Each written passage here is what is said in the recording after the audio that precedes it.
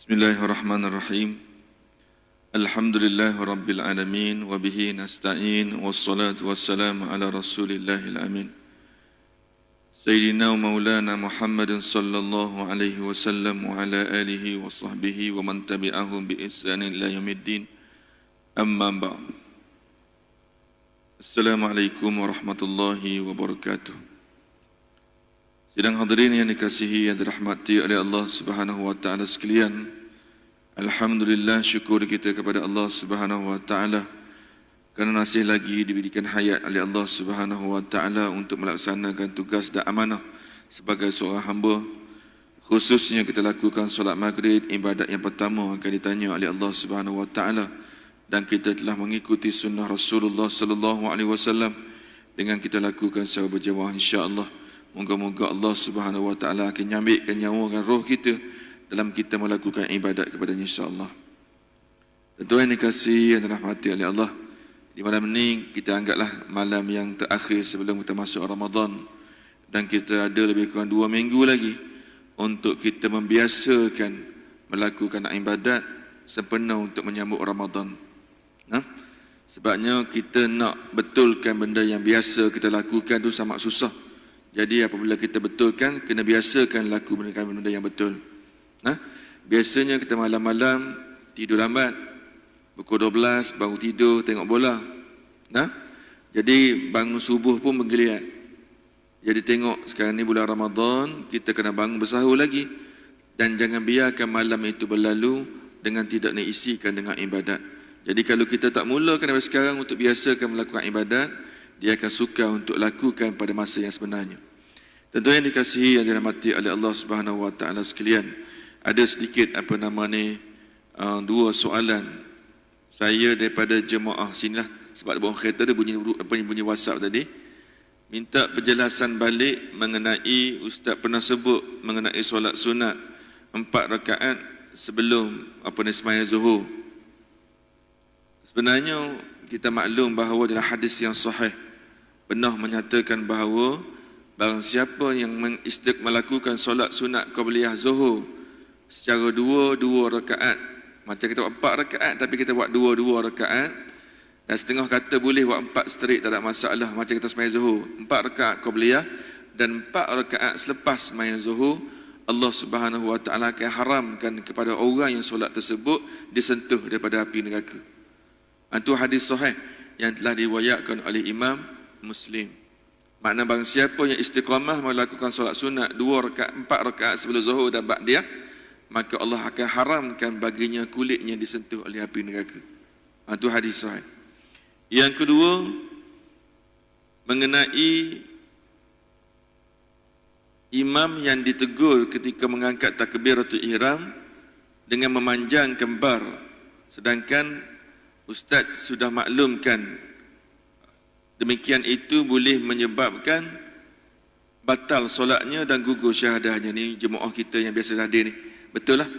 Dalam solat kita ni imam tidak boleh mentakbir sebanyak panjang dekat dengan bar. Allahu akbar. Dia tidak boleh Allahu akbar, tak boleh. Bar panjang di situ bukan sahaja membatalkan solat dan menggugurkan syahadah. Kalau kita tahu maksudnya, kita sebutnya kali dulu kan. Kalau sebut Allahu akbar, maksudnya Allah Maha Besar. Tapi sebut Allahu akbar, Allah pakai gelang besar, rantai besar, kan gugur syahadah kita. Jadi bukan mudah nak tegur, terutama sekali kita dah terbiasa melakukan perkara tersebut daripada muda lagi, daripada kecil lagi. Memang susah. Tapi tetap wajib kena betulkan. Kalulah imam khususnya, kalau dah ditegur untuk buat demikian tapi dia masih lagi buat sedemikian disebabkan kebiasaan, wajib kita kena mufarraqah dan wajib kena ijtihad. Imam tak layak untuk jadi imam. Itu wajib ni sebab benda sangat besar. Sebab benda yang biasa, macam saya sebut tadi, kita kena betulkan benda yang biasa kita lakukan. Apabila kita betulkan, maka kena biasa-biasakan lakukan benda yang betul. Sebab apa? Ada terutama sekali bab kunut. Kalau bab kunut, kalau orang tanya memang susah bab belakang tu. Sebab kadang-kadang orang ngaji Arab dia tahu maksudnya. Macam imam baca tadi kan, okey cantik di belakang dia landing cantik. Wassallallahu ala sayyidina Muhammad wa ala alihi wasahbihi wa baraka wa sallam. Kita boleh baca dua bentuk, wa baraka wasallam ataupun wa barik wasallim. Dua-dua betul. Yang tak betulnya wa barak wasallim wa barik wasallam, itu tak betul. Tapi kalau dah biasa buat tuan-tuan, kita kata salah, baca wa barik, kena baca wa barak wasallam. Nah, dia baca wa barik wasallam, kita tegur jangan baca wa baraka wasallam. Alhamdulillah cantik, wa barak wasallim pula dia turun kat situ. Dia jadi biasa. Jadi susah nak betulkan, kan? Okey. Minggu lepas kita sebut tentang rukuk dan malam ni kita buat conclusion. Di sini dia kata sebetul-betulnya sempurnanya rukuk ini sebegini. Yustahabbu an yakuna ruku'un kamila. Rukuk yang paling baik bagi orang yang tidak ada sebarang keuzuran. Kalau saya cakap tutukan dalam bab solat ni dua tempat saya tak boleh buat dengan sempurna. Satu ketika rukuk, yang kedua ketika tahapnya duduk tahiyat akhir nak naik kaki tu sebab kita ada masalah tulang belakang. Macam saya tu masalah tulang belakang tak boleh buat. Dimaksud kita orang yang boleh buat.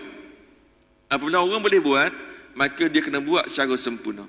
Nah, jadi mana yustahabbu an yakuna ruku'u kamila. Rukuk yang paling sempurna adalah wa akmalahu an yanhaniya bihaitsu yastawi yasru wa anqu wa yamudduha duhuma kasafiha. Maka hendaklah dia duduk dalam keadaan yang rata seperti pinggan atau kertas yang rata, mana tidak condong nak turun ke bawah ataupun tidak naik ke atas. Nanti terbuk bawah. Wa yunsabu saqaihi, maka yang kedua hendaklah diluruskan kakinya. Wala yusniya rukbataihi, dan begitu juga dengan dua lututnya. Makna tidak boleh dikendurkan lututnya. Kadang-kadang ada orang sujud begini. Nah,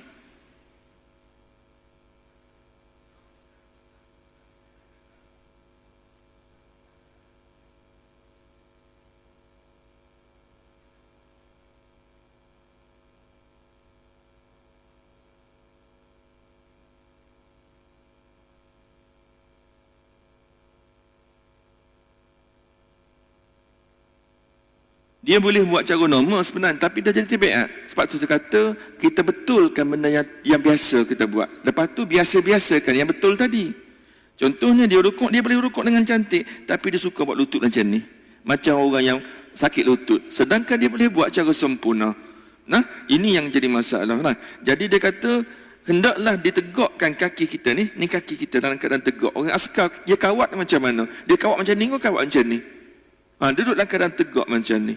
Dan apabila dia nak sujud, dia kata hendaklah kaki dan lututnya di dalam keadaan yang tegak begini, ke dalam. Maknanya begini kedudukan dia. Kedudukan dia begini. Nah, saya tak boleh buat rata, saya sebut tadi saya masalah tulang belakang tadi. Maknanya kena rata begini. Jadi yang kedua pula dia kata wa farrij. Ni farrij. Wa farrij asabi', renggangkan tangan-tangan dan hendaklah dimasuk dengan memegangkan lutut dan membukakan sikunya. Bukan kita rukuk dalam keadaan begini, iaitu salah. Yang rukuk yang betulnya adalah di dalam keadaan begini. Nah, nanti saya tunjuk lagi.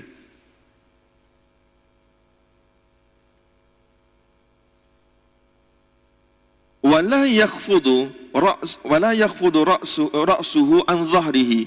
Jangan ditundukkan kepala yang melebihi bawah. Ada orang yang pinggan dia cantik, dia buat, dia turun rapat ke bawah. Ni katakanlah dia keadaan rokok ni, sepatutnya begini, tapi disebabkan dia ni seorang yang mana orang ahli sukan sebagainya, dia letakkan ke bawah. Itu pun salah. Naik ke atas, itu pun salah. Ni cerita orang normal, orang yang sakit tak ada masalah. Ni cerita orang normal. Lepas dia kata pula wala yad'u yadayhi ala rukbatayhi wa ya'khudhuhuma bi rukbatayni wa yufarriq asabi'ahu. Saya kata dah, ambil dua tapak tangan ni, letak dekat kepala lutut. Ni tapak tangan. Ni tapak tangan kita ni nak kita sebut berdasar pada hadis. Ni tapak tangan kita, maka letak di tapak tangan kita begini. Betul-betul dekat dengan kepala lutut. Ini yang sifat daripada hadis. Dia sebut yang berikutnya, wa yuwajjihu nahwil qiblah ghairi man harifah yaminan wa shimala. Makna pastikan lutut kita ni betul-betul dalam keadaan menghadap ke arah kiblat, tidak condong ke kanan, begitu juga tidak condong ke kiri. Jadi malam ni kita start buat bagaimana cara yang rokok yang sebenarnya. Minta ni orang dia kurus sikit, dia cantik sikit, dia tulang belakang. Okey dah. Okey, tuan-tuan tengok begini. Ni kiblat kita. Jangan sungguh ni tipu, ni kiblat sana, ni kiblat sana tampak ni. Okey, cuba rokok. Di tangan kita ni saya suruh buka gini. Ni tangan kita belakang buka gini dan lutut kita pegang. Dan di dalam keadaan yang disebut lutut suruh rata ni, di dalam keadaan rata begini. Mana tolak masuk ke belakang, bukan naik ke maknanya cukup okey. Bukannya kata duduk macam orang sakit lutut. Orang sakit lutut sungguh tak apa. Sebab kita dah biasa seronok buat lagu tu, jadi kita tak buat yang sebetulnya.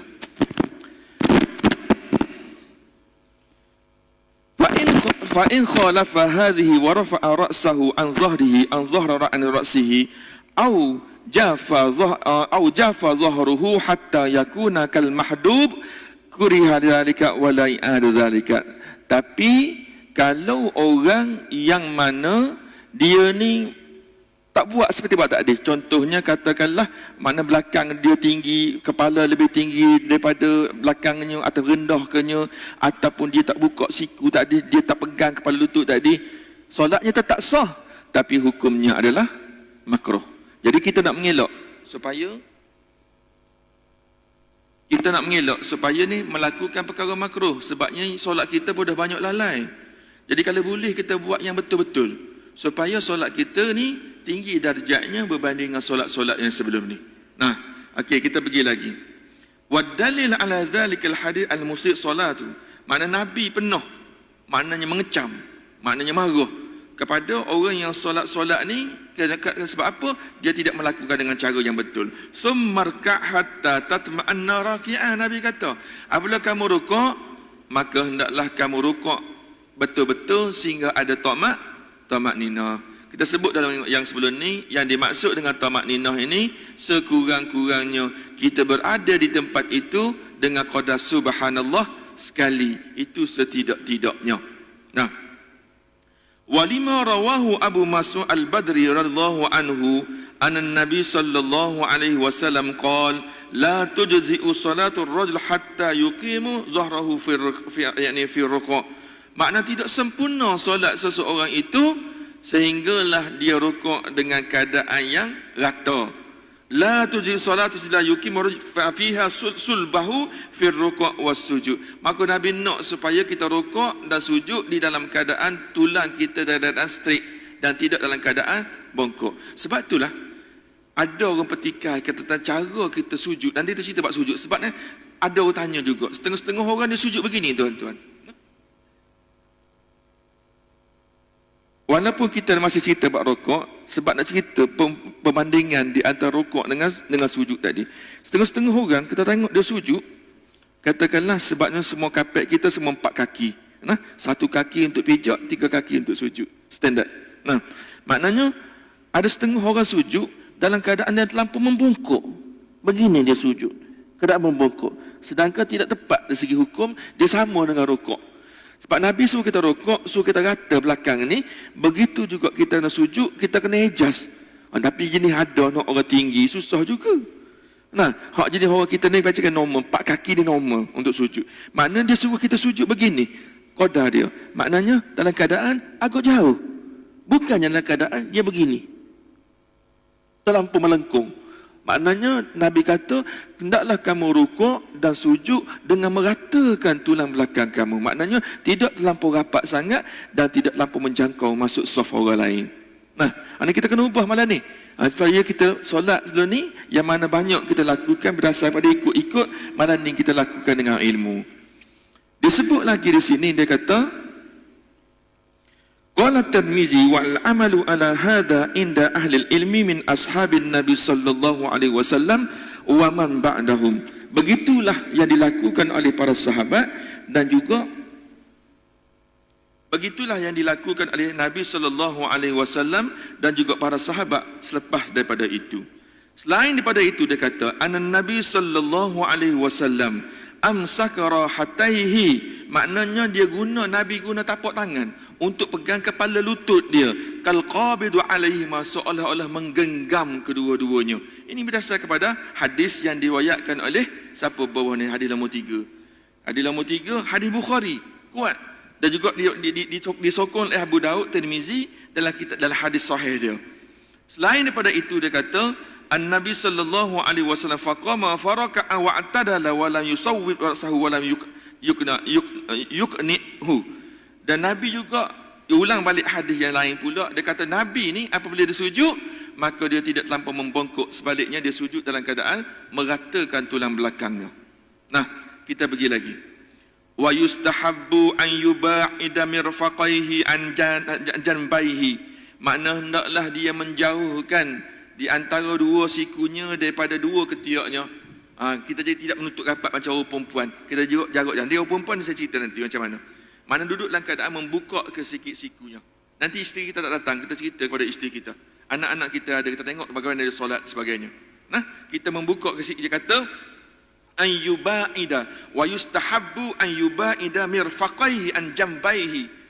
Disunatkan bagi kita menjauhkan daripada dua siku kita daripada kedudukan di sebelah sini. Menjauhkan sebagaimana kita buat sekarang ni. Nah, ada juga yang rapat, ustaz, kalau orang lelaki atau perempuan buat rapat, orang lelaki nak buat rapat, boleh ustaz sah. Esok beritahu dia jangan pakai kopiah, pakai kain telekung pula. Nah, nak ikut cara orang perempuan? Nah, sah tak sah dia? Sah, tapi hukumnya adalah makruh. Begitulah hadis yang diriwayatkan dari Nabi sallallahu alaihi wasallam fa'ala dzalik. Fa in kanat imra'atun lam tujaf, walau bagaimanapun untuk orang perempuan tidak perlu dia membukakan sayapnya. Dan tadi kita sujud begini. Apa nak juga ni? Speaker banyak ni kan? Habis masa kat tukar speaker ni. Tadi kita sebut apabila kita rukuk, kita perlu buka sayap ni. Saya panggil sayap lah, mudah siku ni. Panggil sayap ni. Makna orang lelaki dia kena buka begini. Melainkan nanti ke depan nanti sah kita rapat dan kita susah dah nak buka sayap lebih tu, tak payah buka. Sampai kita tolak terbalik habis orang belakang, tak payah buat. Ni kita buat yang segi yang kita anggap sebagai yang mudah. Makna ruang kita ada, begitu kedudukannya. Kita buka setakat mana hak boleh buka dan tidak mengganggu jemaah. Berbeza dengan orang perempuan. Dia kata susu kepit begini orang perempuan. Ni ketiak dia ni, dia kepit begini, duduk dia dalam keadaan begini. Maknanya meratakan dia punya ni pergi kepada pahanya. Tapi ramai juga kita tengok orang lelaki buat gitu juga. Ada juga orang perempuan dia buka siku macam orang lelaki. Boleh tak ustaz? Tak ada masalah, hukumnya adalah makruh. Sebabnya tak sampai Nabi dah tegur. Orang lelaki lagu lain, orang perempuan kedudukannya adalah lagu lain.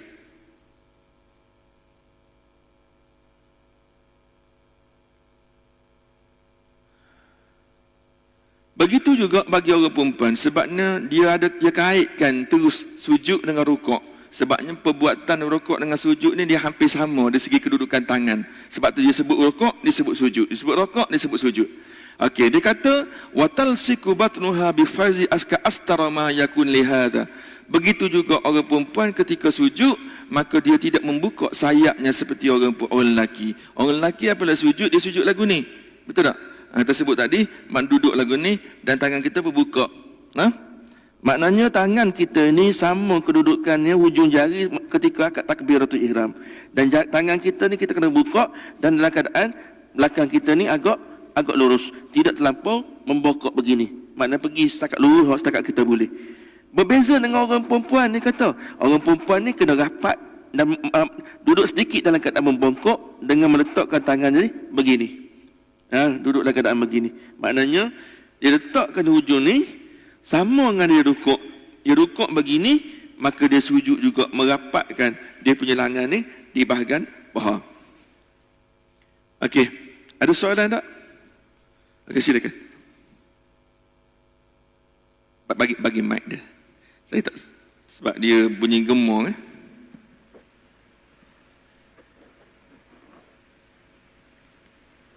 masa sujud,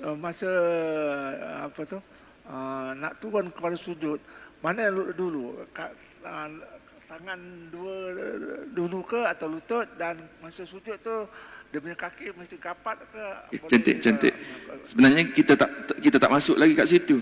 Kita baru cerita bab rukuk, yang tu cerita bab lepas intidal. Tapi dah tanya saya jawab, tak ada masalah. Sebab kita nak buat terus kan? Okey. Sebenarnya ada ramai orang tanya kan? Kita rukuk sami Allahu liman hamidah. Rabbana lakal hamd. Nah, jadi kita nak turun, nak sujud tu, mana yang patut turun dulu? Ni cerita orang normal. Kalau orang sakit lutut, tos kita.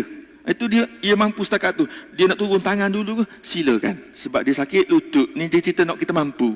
Maka kalau kita mampu ikut mazhab Syafi'i, maka lebih afdal kita turunkan lutut terlebih dahulu, barulah kita pergi tangan. Dan kita nak bangkitkan nanti, kita tangkit tangan dulu dan angkat lututnya ke kemudian. Tetapi satu saya sebut ni, takut tuan-tuan pergi jumpa di negara lain, mazhab Maliki. Satu mazhab Maliki, dia kata boleh turun tangan dulu. Tapi Syafi'i sepakat mengatakan bahawa kena latuh lutut dulu, baru tangan. Nak bangkit nanti, bangkit tangan dulu, baru lutut. Yang kedua, banyaknya ketika sujud ni, selain daripada 7 anggota sujud, kita pesan nanti kita cerita lepas puasa, kita cerita bab sujud. Sujud ni apabila kita sujud, wajib jatuh 7 anggota. Kepala, 2 tangan, 2 lutut, 2 perut jari. Dan jangan sekali-kali kita bangkit selain daripada kepala terlebih dahulu berbanding dengan anggota lain. Contoh saya kata, kita dalam keadaan sujud begini. Nah, macam kita sujud, tiba-tiba kita gatal, kita garu atas belakang kita. Imam pun Allahu Akbar, kita pun Allahu Akbar, batal solat kita. Sebab apa? Yang kena bangkit ketika itu adalah kepala terlebih dahulu. Itu yang banyak orang silap. Yang kedua, yang ni tidaklah apa, yang kedua adalah kaki. Perut kaki ni jangan lipat ke dalam, lipat keluar, mana kena ni orang tahu belaka. Yang ni boleh menyebabkan batal solat kita. Yang dimaksud dengan 7 anggota, dahi, 2 tangan, 2 lutut dan 2 perut jari kaki. Mana ada perut ni? Perutnya di sini. Jadi maknanya kita kena lipat begini. Nah, setidak-tidaknya ujung gini tak apa dah. Maknanya kena lipat begini. Okey. Yang berikutnya kita tegur, kalau ketika kita qiyam, kita bincang dulu. Seelok-eloknya kita duduk dalam keadaan lebih kurang sejengkal normal. Nah, mana duduk macam kita buka sekarang ni cantik lah. Jangan terlampau besar sangat. Tapi tengok kepada body. Ada nak jadi body besar ke sempit terbalik nanti, ada buka lebih sikit. Tak ada masalah. Cuma sekarang ni ketika sujud, ketika kita qiyam, memang cantik kita berdiri dalam keadaan begini. Tapi berbeza ketika kita sujud. Ketika kita sujud, maka lebih baik sujud kita dalam keadaan kaki kita ni rapat, bukannya bukuk begini. Nah, amalan itu ubah. Itu boleh katakan hampir sepakat para ulama, apabila sujud dia rapat, tidaklah rapat bersilang, mana hampir-hampir rapat begini.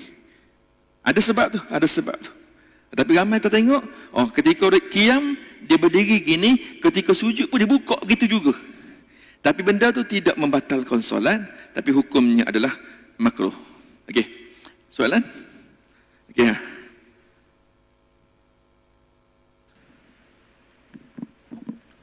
Ustaz, ada saya tengok dia lepas rokok tu kan.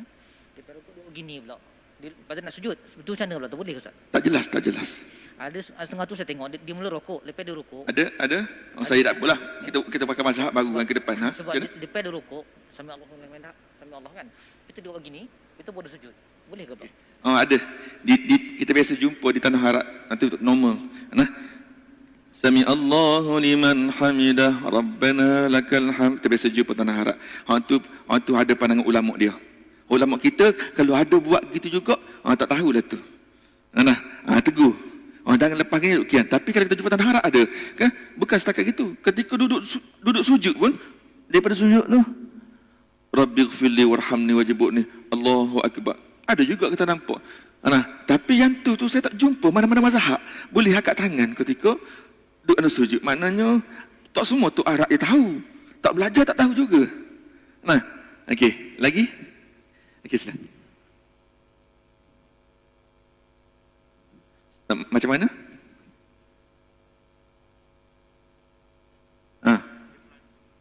Okey. Semua no advance berlaku. Tak masuk sujud, cerita buat sujud dah. Dia kata apa? Sebab nak buat terus kan? Kita cerita, ulang alik pun tak apa.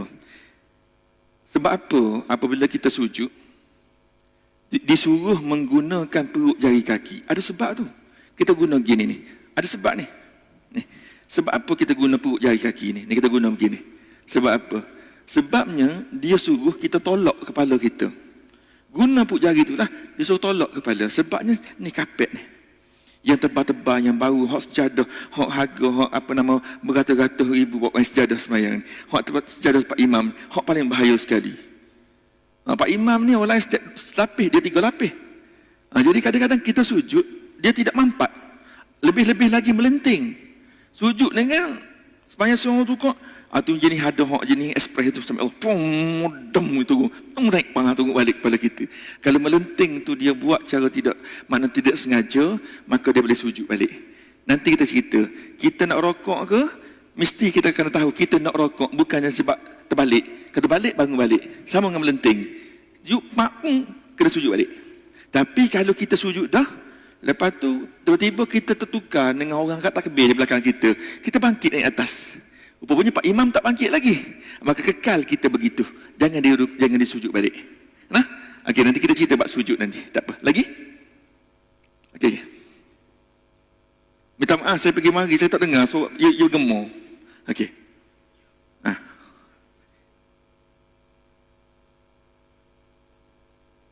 Semula? Allahu Akbar. Mama biasanya nak jenis suka rapat resah tu kan. Saya kalau sembahyang harap, saya geram sangat sembahyang harap. Dia suka kita bagus. Nabi kata dalam hadis ada merapatkan sah kaki kita, ni kaki orang. Kita elok, kita dekat-dekat rapat begitu. Tapi jangan sampai dia pijak kita. Kita pijak kita, dia pijak kita. Ya ilaha illallah. Saya ada kawan saya Singapura. Dia jenis barang sama kawan saya ni. Mula sampai Jordan, orang Arab ni dia pusing gini. Dia rapat. Lalas kita Arab begitu semayang, nak serapat ngasah. Dia gerang sangat, pak dah pijak. Dia berhenti semayang lagi. Sebab orang dia tak duduk diam, dia bergerak semayang kan. Benda tu boleh pejabat hukum adalah haram perbuatan dia tu. Walaupun nak jaga sunnah, tapi dengan cara tak betul. Okey, lagi? Tak apa. Saya suka tanya, tak apa. Pekoh memang kita tak tanya, tak faham. Okey, tak apa, terima kasih. Lepas ni, masjid ni kena bagi anugerah kat saja. Penceramah yang paling banyak bergerak.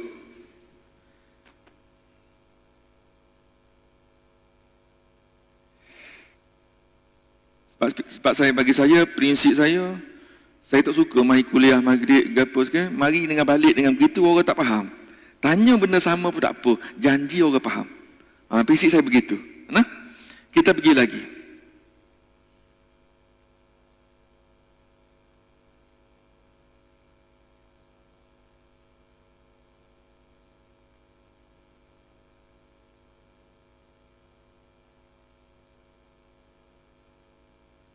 Kemudian berkaitan dengan tasbih, bacaan ketika kita dalam keadaan rukuk. Kita maklum dah, sebenarnya dalil yang paling kuat sekali adalah Subhana Rabbiyal Azim wa bihamdih, tak ada.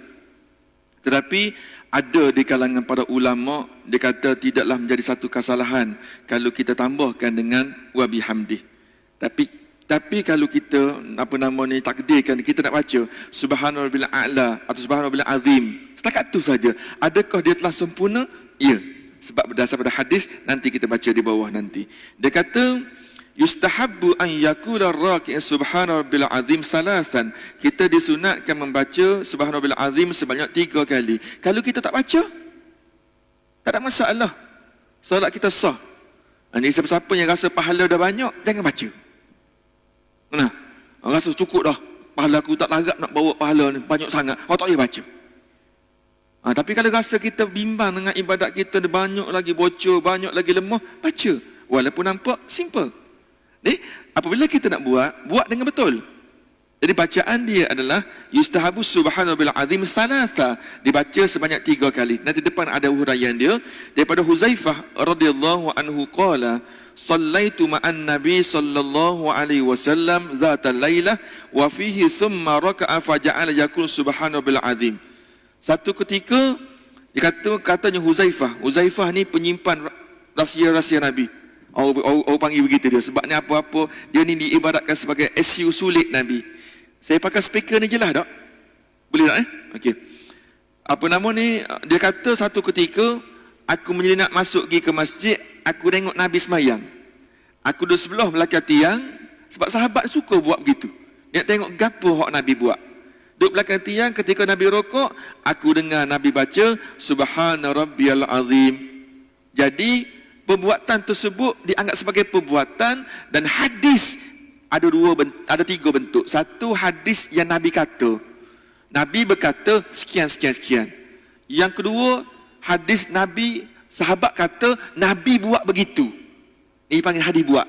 Yang ketiga, hadis nyap, diam. Sahabat buat begitu, Nabi tengok, Nabi diam je. Itu hadis juga.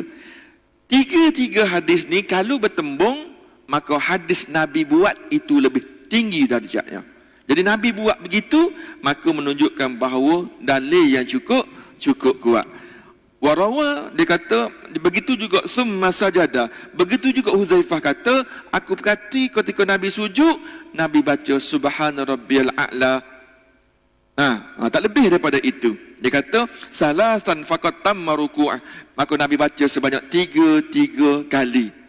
Dia kata, wa an Uqbah bin Amir radhiyallahu anhu qala lamma nazalat fasabbih bismi rabbikal azim, maka qala Rasulullah sallallahu alaihi wasallam ij'aluha fi ruku'ikum.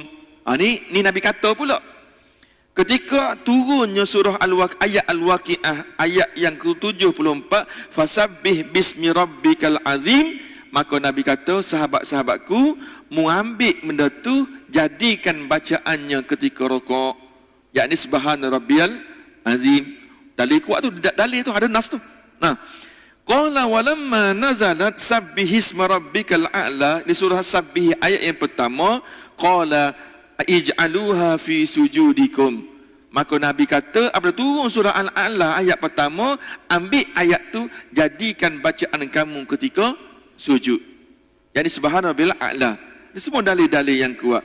Yustahabbu, dan setengah-setengah para sahabat mengatakan disunatkan untuk kita menambah sedikit kepada subhanallah azimi kepada wa bihamdih sebagaimana yang kita buat pada hari ini. Betul juga. Tapi hadis yang paling kuat, Nabi baca setakat subhana rabbiyal a'la dengan subhana rabbiyal azim, tidak ada wa bihamdih. Jadi kalau siapa-siapa nak tambah wa bihamdih sebagaimana buat biasa, silakan, sebab ada di kalangan sahabat juga menambah, maknanya ia pernah dengar Nabi buat begitu.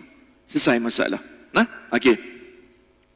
Wa yahsilu aslu tasbih wa sunnatuhu subhanallah aw subhana rabbiyya wa adna al-kamal subhana rabbil azim salasa marrat wa yazidu ila 5 wa 7 wa 9 wa 11 wa yal a'la al-kamal. Jadi kita ni boleh baca ketika kita sujud atau ketika rukuk, sama ada kita baca subhanallah. Sebab itulah kita sebut hendaklah kita sujud dengan tamakninah, rukuk dengan tamakninah, iktidal dengan tamakninah. Macam mana kita nak ukur tamakninah? Maka baca subhanallah sekali, maka itu dianggap sudah tamakninah paling-paling kurang. Boleh Okey, kita pergi lagi. Dan dia boleh baca semasa kita rukuk ni, kita boleh baca 3 kali, kita boleh baca 5 kali, boleh baca 7 kali, boleh baca 9 kali, yang paling sempurna sekali sebanyak 11 kali.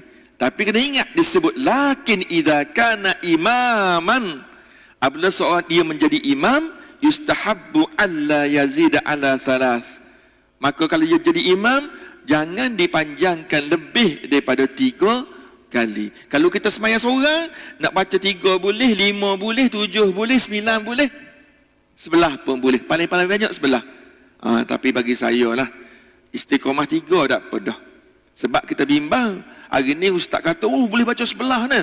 Kita baca 11, lama-lama rasa penat. Esok tu langsung tak baca. Takut jadi gitu. Biarlah kita buat 3-3 seperti mana yang ada hari ini sudah pun memadai. Cuma ada sesetengah daripada kita, ada setengah mengatakan bahawa boleh tak kita baca ketika yang kita sebut ni lepas waladdallin amin tu, sebelum kita baca Fatihah tu ada setengah kita baca doa-doa tertentu. Boleh ke tak? Ada sanad dia begitu. Tapi terpulanglah nak baca atau tidak. Nah, begitu juga ketika kita rukuk. Subhanallahu azimi wa bihamdi, subhanallahu azimi wa bihamdi, subhanallahu azimi wa bihamdi, kita nak baca doa lain. Allahumma laka raka'tu wa bika amantu wa laka aslamtu. Ni saya pun tak hafal ni, minta maaf saya tak hafal ni. Boleh tak nak baca? Silakan. Kalau boleh hafal boleh, tapi kena ingat itu untuk kita yang sembahyang berseorangan.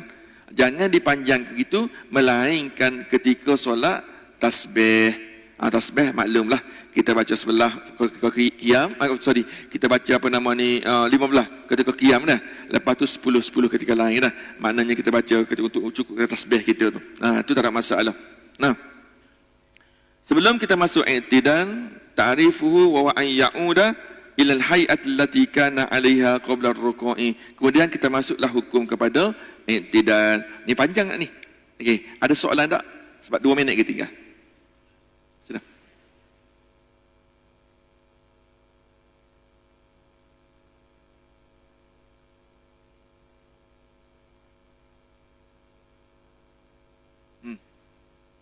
Betul. Kat sini pun ada.